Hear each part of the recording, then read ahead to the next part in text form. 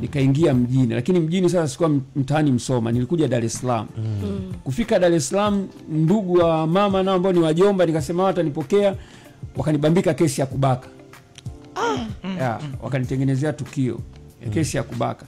Sasa hapo kwenye kesi ya kubaka, ule uchungu na vilio, wale askari kabidi wanioje ni nani, ndio nikaeleza ile scenario yote ya tukio kuanzia nakuwa mpaka kufikia pale nilipofikia. Kwa hivyo wabana wale wakasema sisi hatujafanya hivyo, wakanikataa. Kwa sasa wale askari wakafanya namna kunisaidia ni wapi naweza nikapata sehemu ya kuishi. Kwa hiyo nipokea alikuwa ni mama ambaye alikuwa ni kahaba anajiuza, mtu mzima. Mimi na miaka kama 17, maana ilikuwa mwaka 1997. Yeye alikuwa na kama miaka tunaweza kusema miaka 48, kwa sababu tayari alikuwa na vijana wawili wakubwa wako chuo ambao walikuwa wakija pale kwake nyumbani, mimi ni kama mdogo wao. Na alikuwa na binti mdogo. Kwa yule mama ndo alinipokea, nikawa naishi kwake, na mwisho wa siku akanifanya kuwa mume wake. Kwa yule mama okay. Ndio. Mume wake ukiwa na miaka mingapi? 17. Yaani okay, alipokupokea tu alinipokea mwanzo nikaa naishi kama mtoto. Lakini baada ya hapo akanitoa kutoka napoishi sasa chumbani kwangu, akanipeleka chumbani kwake. Na akaanza kunieleza namna ambavyo wao wanafanya biashara na namna ambavyo yeye pia anahitaji kuwa na mtu ambaye hana shida, yani hana matatizo.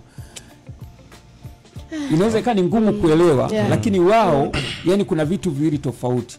Yani wanapokuwa kwenye issue zao zile za ukahaba, ile ni business, not love. Hakuna mapenzi, hakuna nini.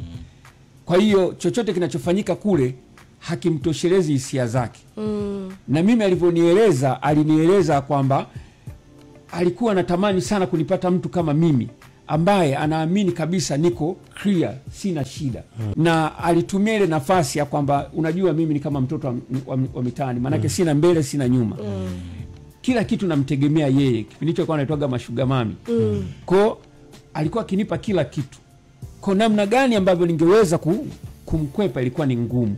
Kwa hiyo ikabidi ni ingie naye kwenye nani. Yes. Okay. Kwa mahusiano. So hapo ulikuwa na miaka 17 tayari. Natamani sasa kujua ilikuwaje, kwa sababu ulikuwa unaishi naye, kwa hiyo ni kama ulikuwa tayari umekuwa mume wa mtu kwa yule mama.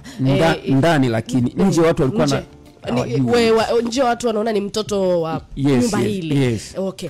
Ilikuwaje sasa mpaka ikafikia mahali pa wewe kupata hivyo? Ni yule mama au ilikuwaje? Nini kilitokea? Yule mama nilitoka kwake. Baada ya kutoka kwake kuna issue fulani ambazo tulishindwa kuelewana. Kwa hiyo nikakimbilia Keko. Kwa hiyo haikupita muda sana